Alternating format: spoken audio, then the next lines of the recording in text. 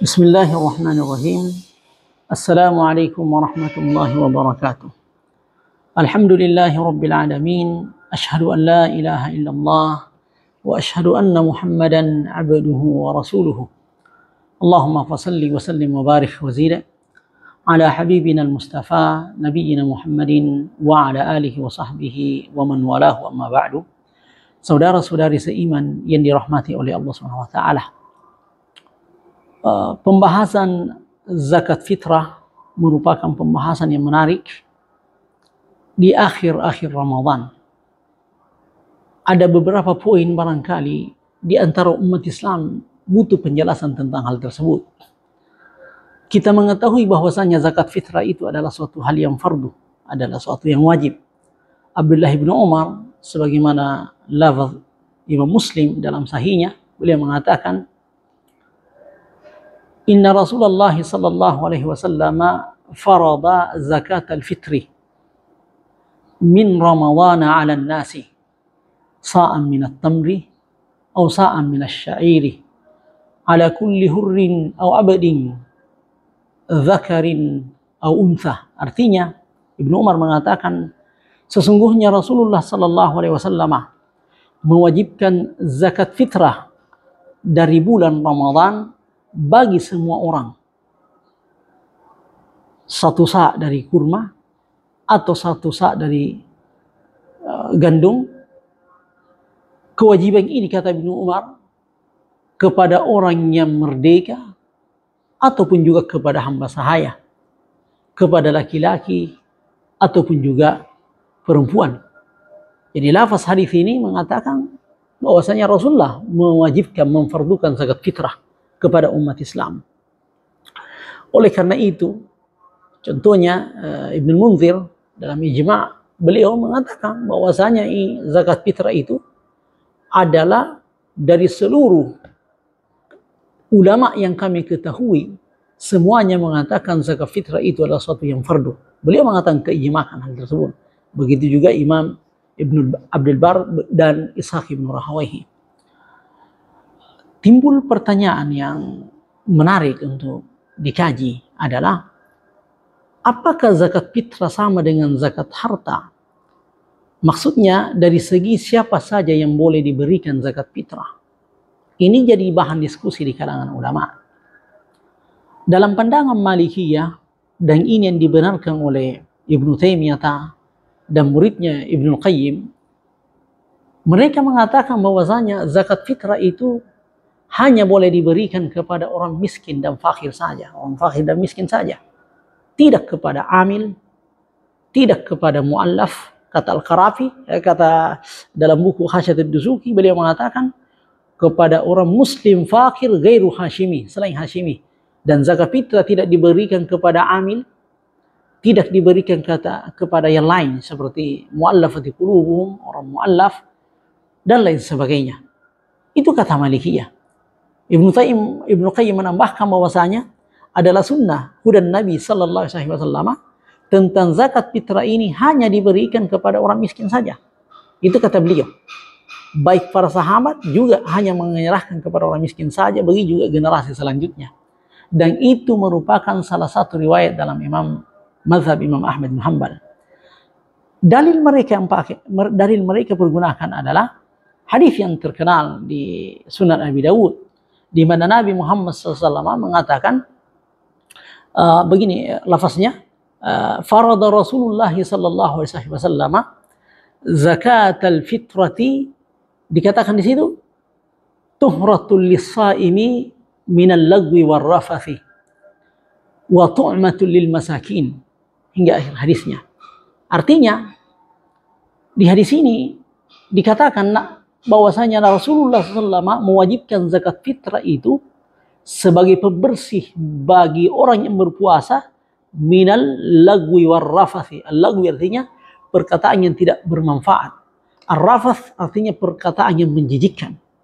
Kadang orang berpuasa tanpa sengaja atau bagaimana mereka mengucapkan perkataan yang tidak bermanfaat atau mungkin perkataan yang salah, yang menjijikkan. Lalu Nabi mengatakan, lalu dikatakan lanjutan hadis tersebut, dikatakan juga wa tu'matul lil masakin, zakat fitrah itu juga sebagai makanan untuk orang miskin. Ulama Malikiyah, begitu juga yang mengikutinya mengatakan itu berarti zakat fitrah itu hanya untuk makanan bagi orang miskin saja.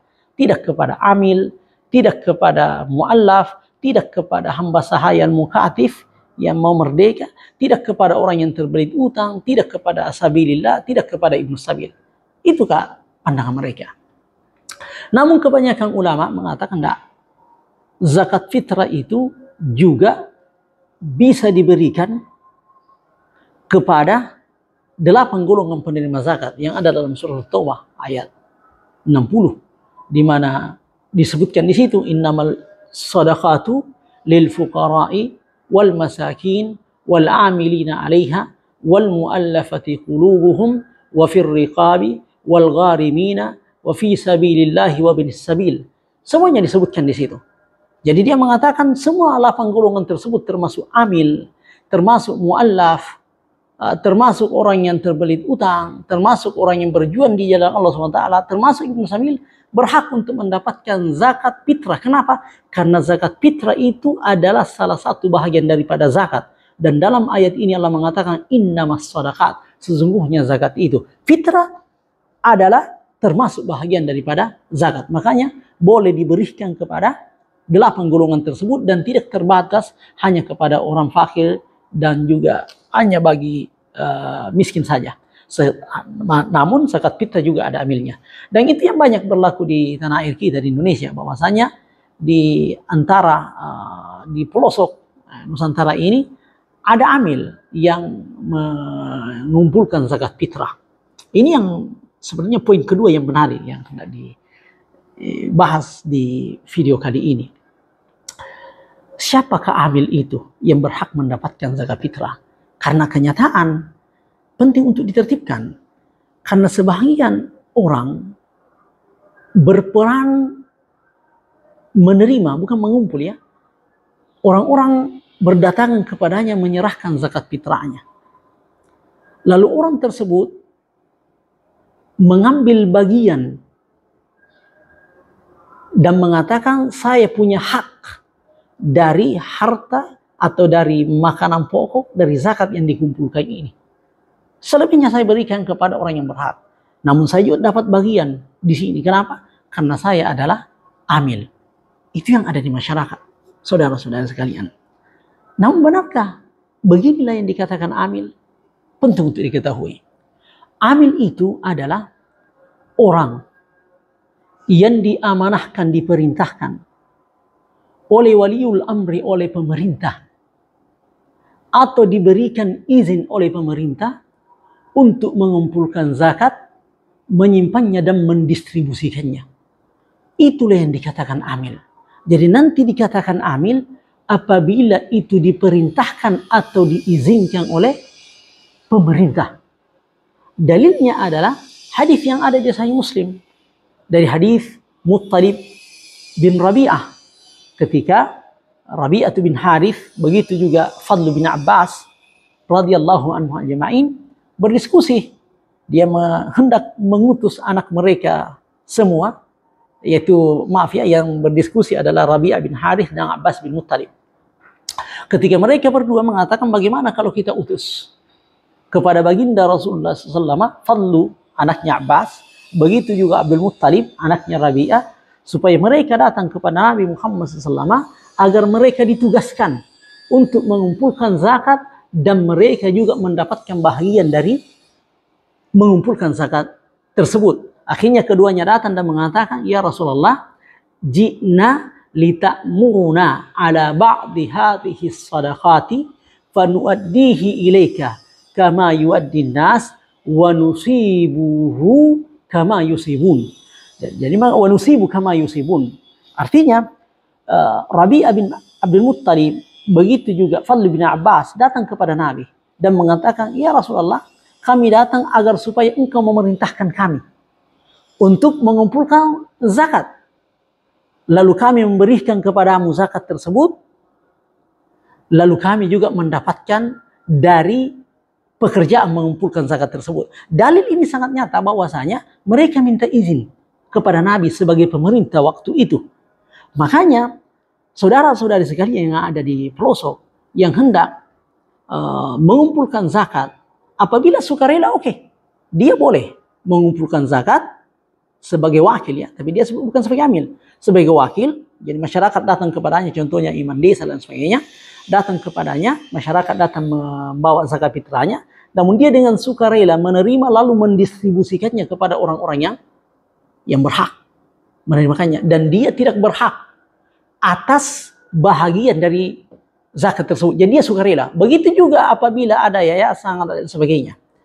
Yang bisa dikatakan amil adalah orang yang ditugaskan atau mungkin organisasi yang diizinkan dan dipantau oleh pemerintah untuk mengumpulkan zakat. Jadi kalau misalnya organisasi biasa lalu belum mendapatkan izin untuk mengumpulkan, begitu juga mendistribusikan zakat, maka mereka ini belum termasuk sebagai amil. Tidak ada hak mereka untuk mendapatkan bahagian daripada yang dikumpulkan tersebut.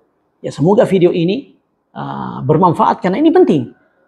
Itu yang ada di tengah masyarakat kita. Ingat ya, apabila kita memberikan zakat bukan kepada 8 golongan itu, sesuai dengan pendapat kebanyakan ulama, bahkan Syafi'i mengatakan 8 golongan itu wajib dibagi zakat fitrah itu kepada semua yang 8 golongan. Walau jumhur ulama mengatakan boleh, cuma salah satunya saja.